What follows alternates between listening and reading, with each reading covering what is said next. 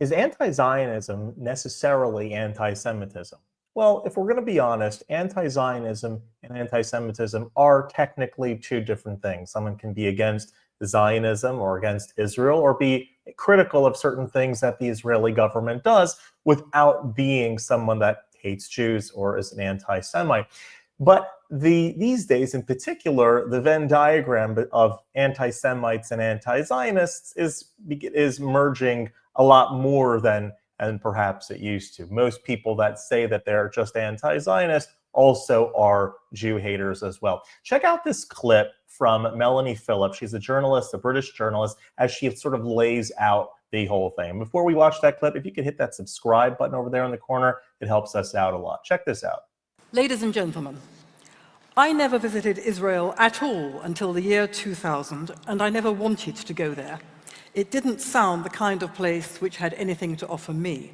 So when in the year 2000 I objected as a matter of sheer rationality and justice that while Israelis were being blown to bits in buses and cafes during what was called the Second Intifada, they were being called Nazis for dealing with the perpetrators, I was astounded to be immediately attacked as a Jew. I was accused immediately of dual loyalty, of being too Jewish, and of waving the shroud of the Holocaust to sanitize the crimes of Israel. Well, I think you can see the same pattern in today's Labour Party crisis over anti-Semitism, in which anti-Semitic motifs about Jewish global conspiracies are conflated with attacks on Israel. At one meeting, Jeremy Corbyn noted of two Zionist opponents in the audience that despite, quote, having lived in this country for a very long time, they don't understand English irony, using the smear that as British Jews, they didn't actually belong in Britain.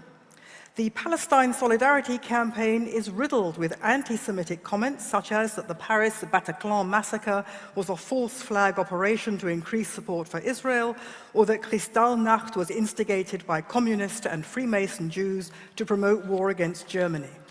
Today, a German neo-Nazi group has linked to the BDS movement, noting with approval its efforts to isolate the Zionist aggressor state in defense of the rights of Palestinian people. The language of BDS and the far right is interchangeable. Those who say anti-Zionism is not anti-Semitism would have us believe that all this is simply a coincidence. I say it is not, and that anti-Zionism is weaponizing anti-Semitism, and this is why. Let's define, first of all, what we're talking about.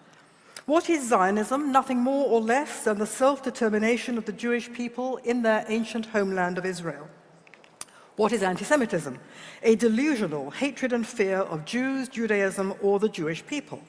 But anti-Semitism is not like other prejudices. It has unique characteristics applied to no other group, people, or cause, such as an obsessional and unhinged narrative based entirely on lies, accusing Jews of crimes of which they are not only innocent but the victims, holding them to standards expected of no one else, depicting them as global conspiracy of unique malice and power. Amazing, anti-Zionism has exactly the same characteristics.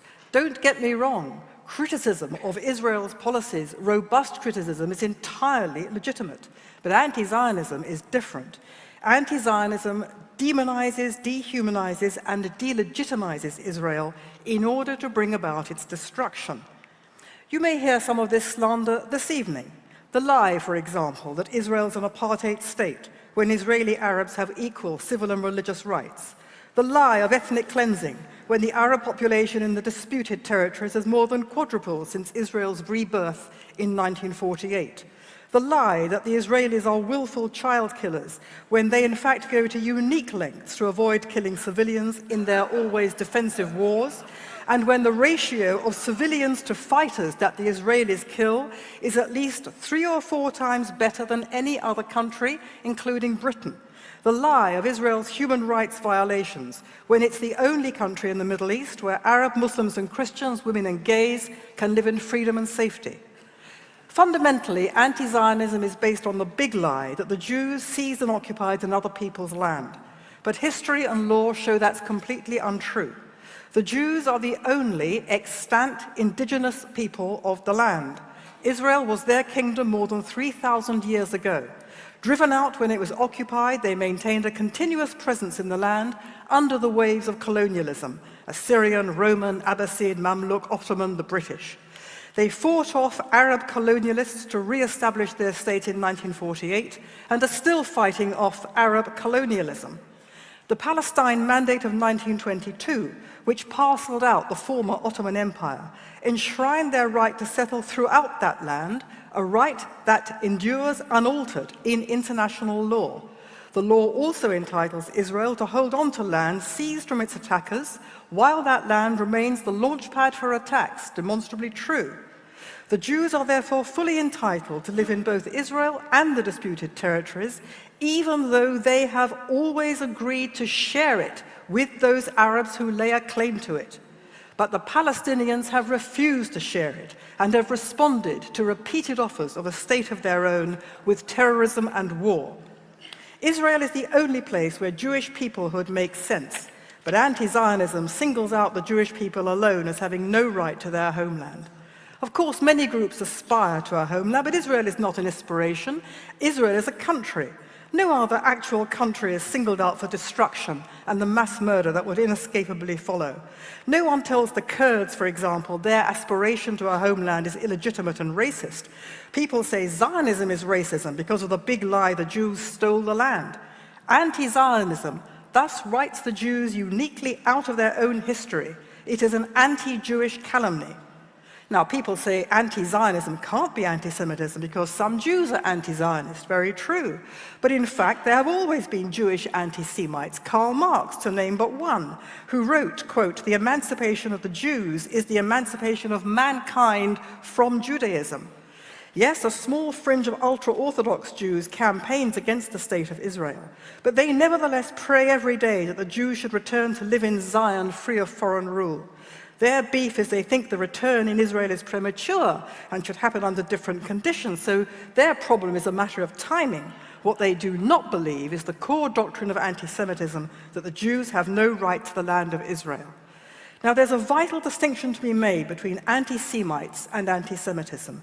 Many, many decent people believe these lies about Israel out of ignorance or ideology. That does not make them necessarily anti-Semites.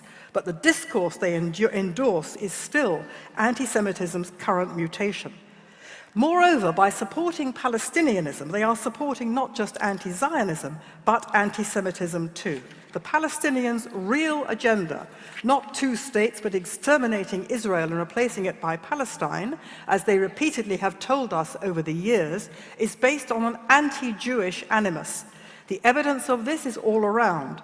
Mahmoud Abbas's doctorate in Holocaust denial, his hero worship of the 1930s Grand Mufti in Jerusalem, Haj Amin al-Husseini, who made a pact with Hitler to exterminate every Jew in the Middle East, the grotesque Nazi-style imagery of Palestinian propaganda, such as sermons claiming the Jews are the fabricators of history, who dance and live on the body parts of others, there is no global corruption their rabbis did not allow, Palestinian claims that the Jews are behind 9/11 and that they control the world's media, finance, and US foreign policy.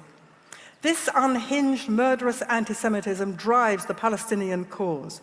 Does anyone therefore seriously suggest that people in this country who support this cause and who say that the Jews were behind 9/11 and controlled the world's media, finance, and US foreign policy, that this really is just a coincidence? And if our opponents this evening really do believe anti-Zionism is free from anti-Semitism, will they denounce this Palestinian agenda of genocidal, Nazi-style Jew hatred? This is not an academic debate. When I grew up in London, anti-Semitism was confined to a few nutters on the fringes who were treated as pariahs, and now it's been legitimized.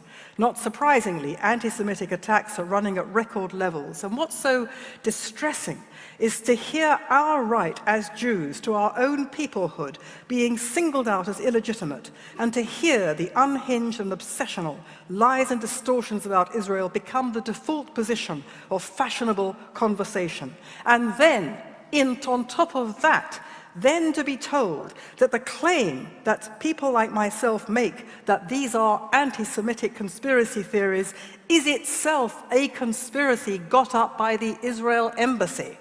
And it's supposed to be we Jews who have no sense of English irony. Anti-Semitism, in conclusion, ladies and gentlemen, always attacks Jews as a collective. First, it attacked us as a religion. Then it attacked us as a race of people. Now it attacks us as a people, as the collective Jew in Israel, with exactly the same characteristics as Jew hatred through the centuries.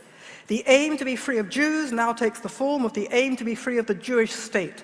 Anti-Zionists treat Israel as the Jew among nations, to be uniquely vilified, slandered, and exterminated. That, ladies and gentlemen, is why anti-Zionism is the new anti-Semitism. Eloquent, thorough, succinct. Absolutely true. If you like this sort of content overall, hit that subscribe button over there in the corner. We'd love to stay in touch with you. Take care.